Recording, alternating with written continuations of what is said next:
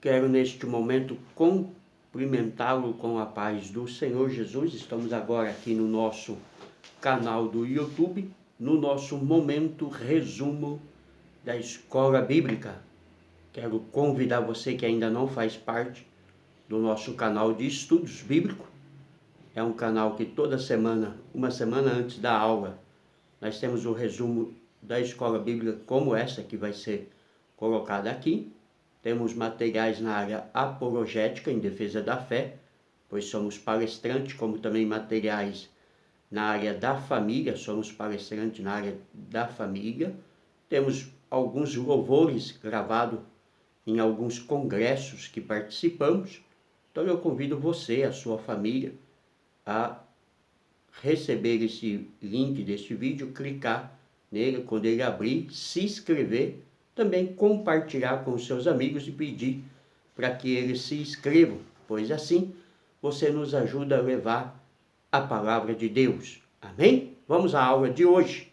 A mordomia das obras de misericórdia, lição de número 11 de domingo que vem, como eu disse uma semana antes aqui no nosso canal do YouTube. Temos alguns versículos de parâmetro para a aula de hoje, antes de darmos início a ela de verdade. Salmo número 103, verso 8, Deus é misericordioso. Tiago 4,17, devemos fazer o bem. Tito 3,8, devemos nos aplicar às boas obras. Jonas 4,11, Deus teve misericórdia dos animais. Ezequiel 33,11, Deus tem misericórdia do ímpio. E Mateus 5,44, Jesus nos ordena amar o inimigo. Muito boa essa aula, né? Infelizmente, até mesmo dentro da igreja está faltando amor pelos irmãos. Nosso textual, Tiago 2,13, porque o juízo será sem misericórdia sobre aquele que não fez misericórdia, e a misericórdia triunfa sobre o juízo. Se você não costuma ter misericórdia das pessoas, porque Deus terá de você. Verdade prática, o cristão tem o privilégio de exercer a misericórdia junto aos necessitados, como expressão do amor de Deus. Olha que coisa linda. Nossos textos de base é Atos 4, 32 ao 35, Lucas 10, 30, 36 e 37. Diz-nos assim a palavra de Deus. E era um o coração e a alma da multidão dos que criam, e ninguém dizia coisa alguma do que possuía, era sua própria, mas todas as coisas lhe eram comuns. E os apóstolos davam com grande poder testemunho da ressurreição de Jesus, e todos eles haviam abundante graça. Não havia, pois, entre eles necessitados algum, porque todos os que possuíam herdade ou casas, vendendo-as, traziam ao preço do que fora vendido, e o depositava ao pé dos apóstolos, e repartia-se a cada um segundo a necessidade que cada um tinha. Bem diferente dos nossos dias de hoje, né? As pessoas só pensam no seu umbigo, cada um quer ter mais que o outro, não importa o que o irmão esteja passando. E respondendo Jesus disse, descia um homem de Jerusalém para Jericó, e caiu nas mãos dos salteadores, os quais o despojaram, e espancando-se, retiraram, deixando-o meio morto. Qual, pois, desses três te parece que foi o próximo daquele que caiu na mão dos salteadores? E ele disse, o que usou de misericórdia para com ele.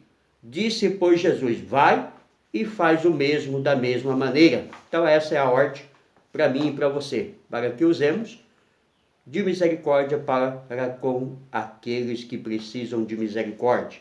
Interagindo com o professor, né? Algo interessante, traz-nos este comentário.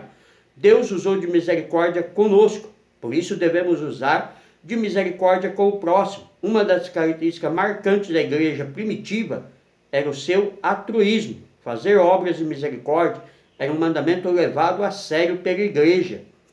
O livro de Atos mostra isso ao narrar a ressurreição de uma mulher chamada Dorcas, que era conhecida pelas suas boas obras e esmola que fazia. Atos 9:36.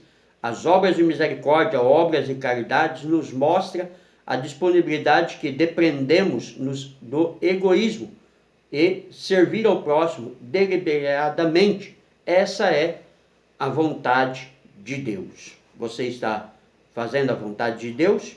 Introdução da aula de hoje. Nessa lição veremos que Deus requer de seus filhos obras de misericórdia como fruto do amor cristão.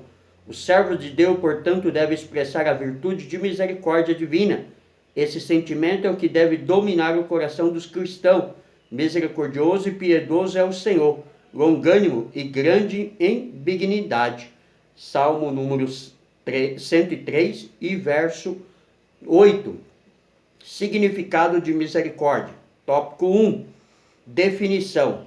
A palavra misericórdia vem do latim misericordiar e significa compaixão suscitada pela miséria alheia, indulgência, graça, perdão.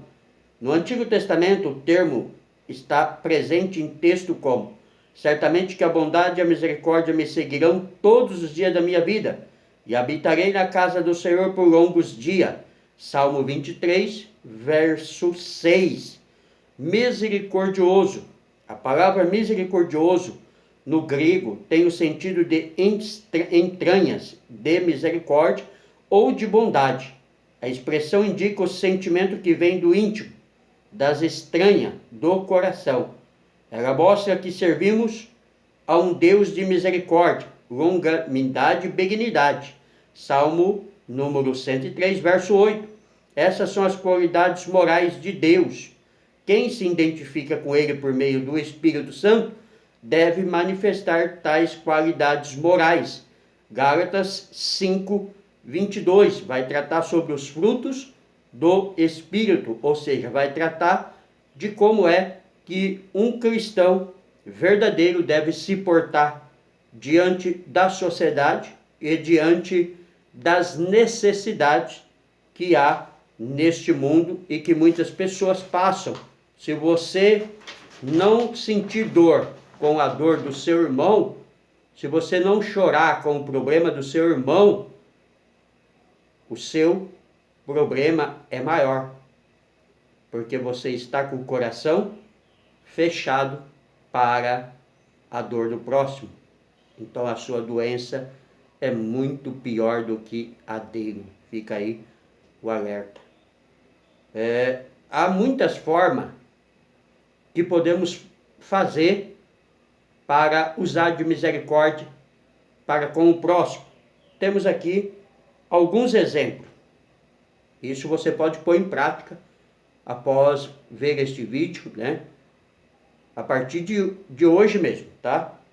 Arrecadar alimentos para quem precisa, primeiro. 2. Doar sangue. 3. Arrecadar roupa para quem precisa. 4. Visitar os enfermos nos hospitais e nas casas. 5. Identificar a necessidade concreta de um irmão ou uma irmã e mobilizar uma ação a fim de resolver tal necessidade. Enfim, essas são algumas sugestões, mas há muitas outras necessidades e possibilidades de se fazer a diferença na vida das pessoas, que são de perder de vista. Temos aqui 5 exemplos, mas temos milhares que você, como homem, como mulher de Deus, pode fazer para mostrar a verdadeira marca do cristão que é você. Tópico 2. A mordomia da misericórdia cristã. A misericórdia é o amor e o amor, pois ela só tem valor se for praticada. As obras de misericórdia estão inseridas no contexto das boas obras, inerentes à vida de todos os salvos em Cristo Jesus. Pelo menos deveria estar. Como cristão, a misericórdia e as boas obras têm que fazer parte da sua fé. Não adianta dizer que tem obra e ver alguém passar necessidade e não fazer nada. Ou melhor dizendo, não adianta dizer que tem fé e ver alguém passar necessidade e não fazer nada. Vou dar um exemplo do que aconteceu esses dias. Entrei numa empresa, sou novo lá na empresa, mas vi que um dos amigos que está trabalhando na nossa equipe, a qual somos encarregados, não tinham o que comer. E isto me condoeu o coração. Conversei com os outros amigos, que também era novo de empresa, né? Todos tinham começado na primeira semana, mas levantamos ali alguns alimentos, né?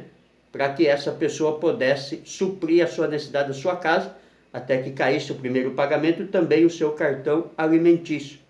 Isso é usar de misericórdia para com o próximo, é condoer com a necessidade do próximo. Então eu vivi isso esses dias. Cada um tem a sua experiência. Vamos ao tópico 2, né? A qual já estamos aí falando sobre a verdadeira marca do cristão. E o primeiro do tópico 2 é obras de misericórdia na prática.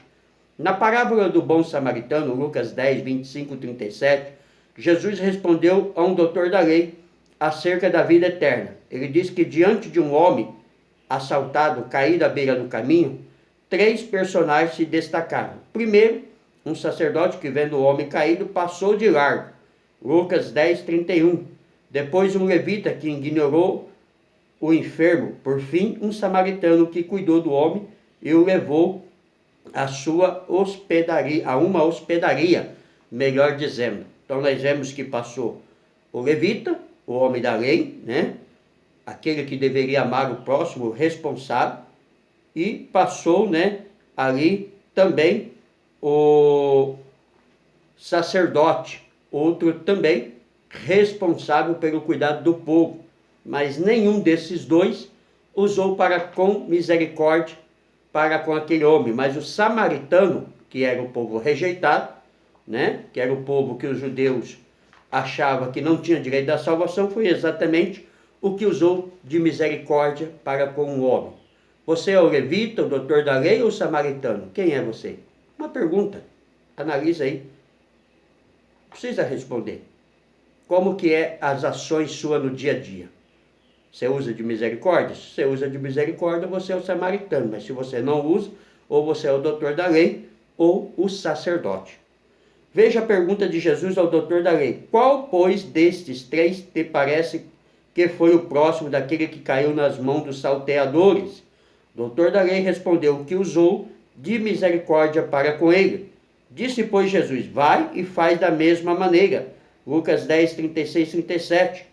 Nosso Senhor mostrou que a misericórdia não deve ser apenas um sentimento, mas uma ação diretiva.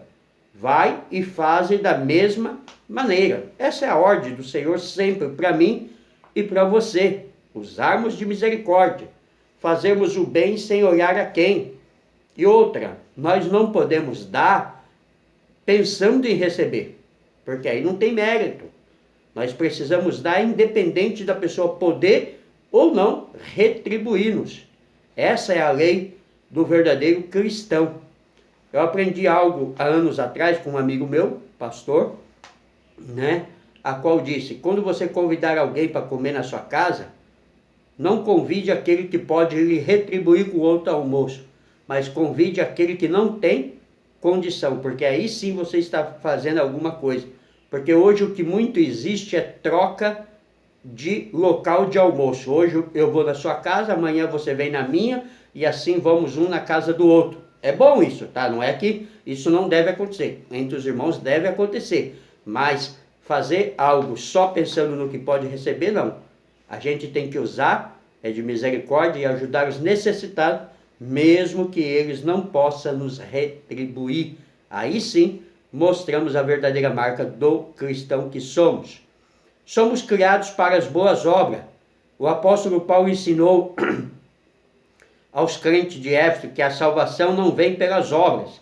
Isso sem dúvida, porque pela graça sois salvos, por meio da fé. E isso não vem de vós, é dom de Deus. O que Paulo está dizendo é que a salvação não vem pelas obras.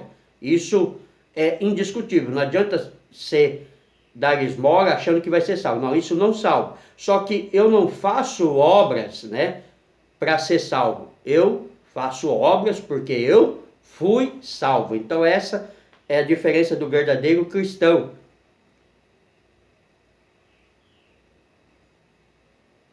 Porque somos criados em Cristo Jesus para as boas obras, quais Deus preparou para que andássemos nela. Efésios 2, 8, 10. Assim devemos praticar as boas obras, porque somos salvos e fomos alcançados pela graça de Deus, como falamos. Os que creem em Deus procuram aplicar-se às boas obras. Essas coisas são boas e proveitosas aos homens. Tito 3:8. Dentre as boas obras, podemos listar algumas obras de misericórdia, né? A qual veremos agora no decorrer da lição. Então, quem é salvo, ele tem que ter boa obra. Se ele não tiver boas obras, alguma coisa está errada sobre o seu cristianismo e sobre o seu conceito de vida. Primeiro exemplo, na área das necessidades humanas. Essa é uma das primeiras obras que o cristão deve ter. Quem faz obras de misericórdia em prol dos carentes, necessitados, vulneráveis, sociais, está fazendo ao próprio Cristo. Mateus 25, 35, 36.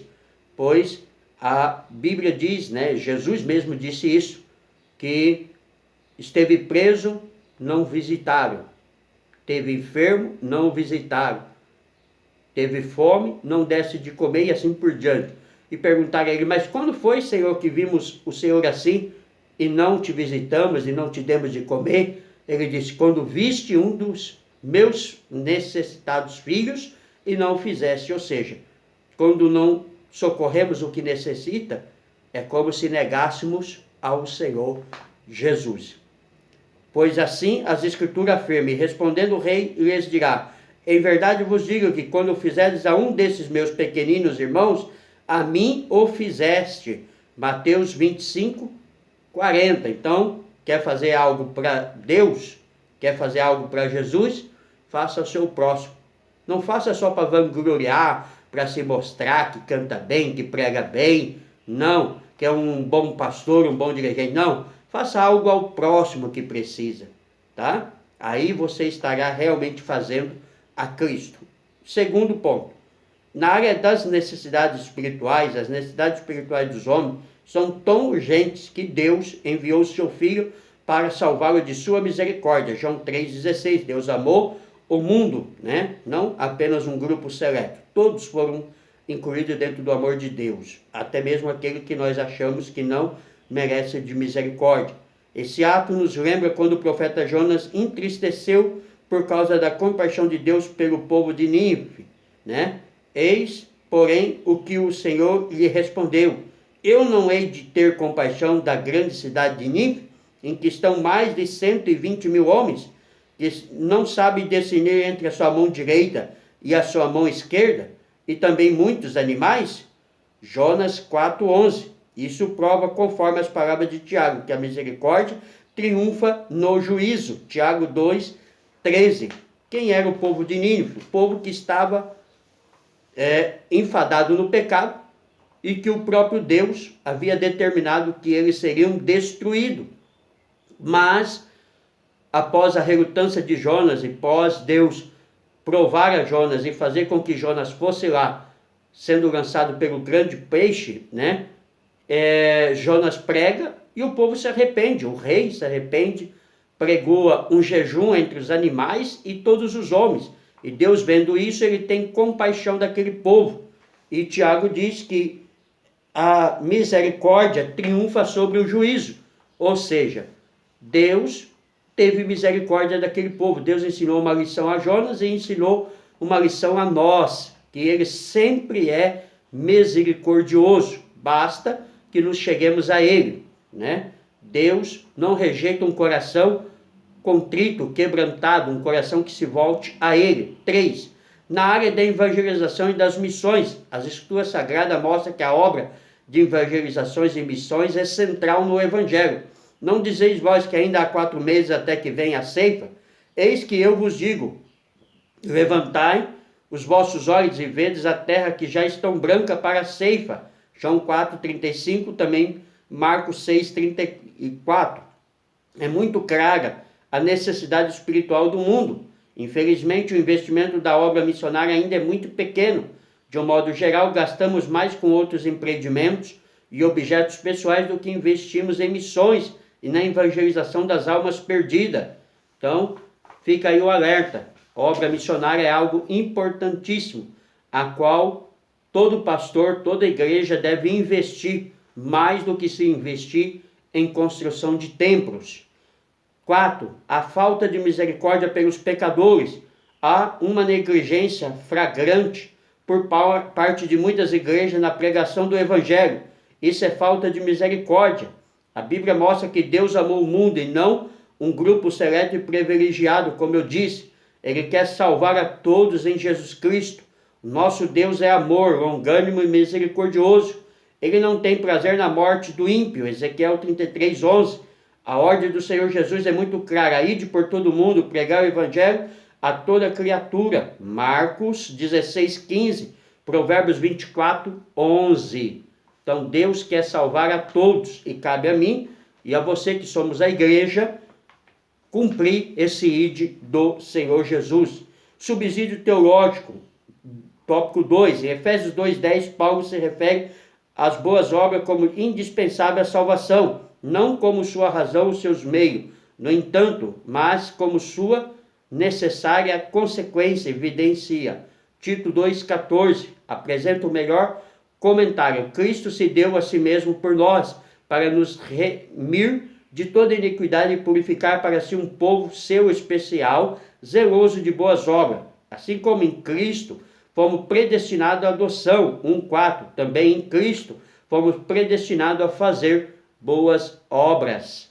Efésios 2:1-10, o texto termina com a frase, para que andássemos nela. Esse parágrafo começa com pessoas andando, peripáteo, na morte dos transgressores e do pecado, 2:1-2, e essas terminam andando, peripáteo, na boas obras que antecipadamente Deus planejou para todos os que foram redimidos em Cristo.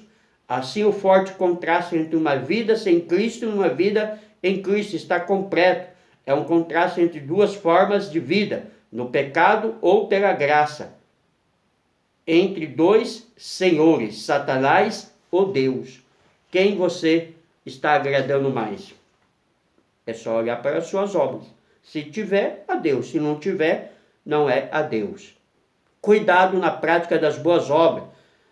Tópico 3. As boas obras devem glorificar a Deus. No Sermão do Monte, Jesus disse, assim resplandeça a vossa luz diante dos homens, para que vejam as vossas boas obras e glorifique o vosso Pai que está nos céus.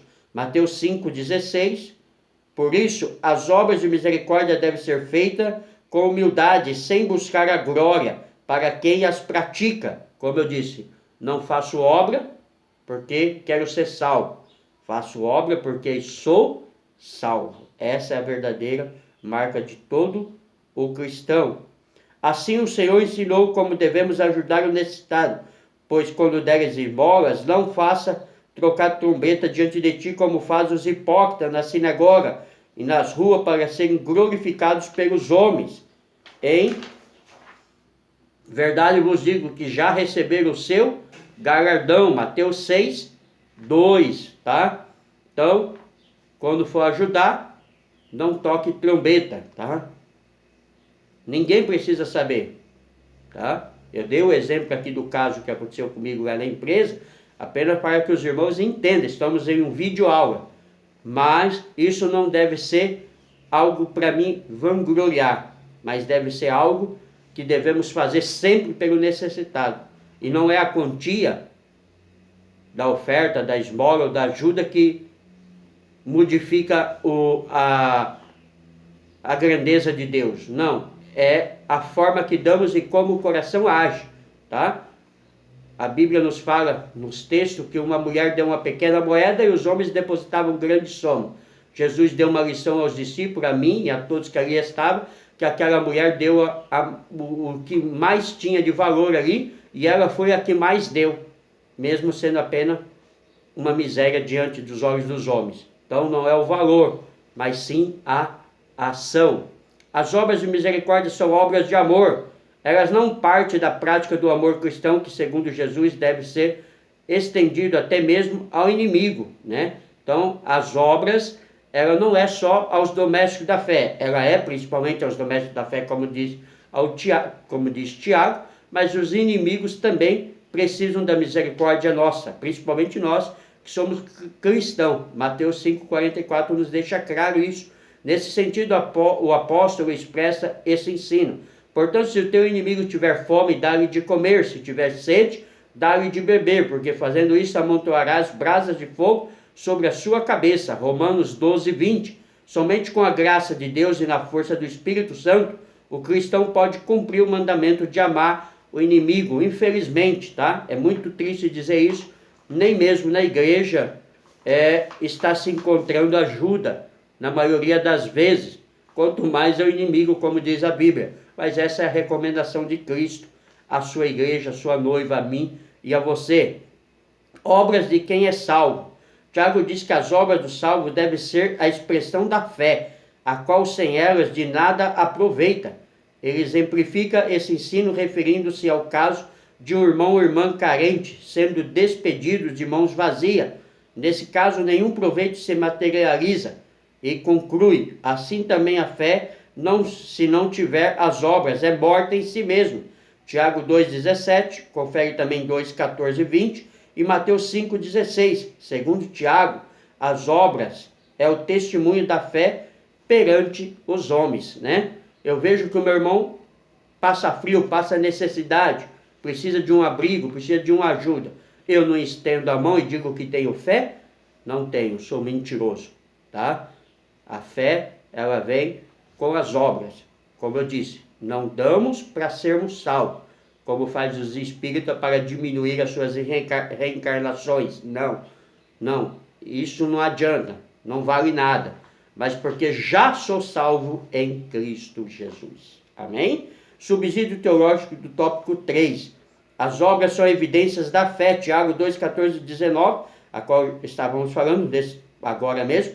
Nesse ponto, Tiago apresenta seu segundo exemplo da necessidade de existir uma consistência entre palavras e obra. E nesse processo introduz o argumento da inseparabilidade entre a fé e as obras, que necessariamente deve ser originar dessa consistência.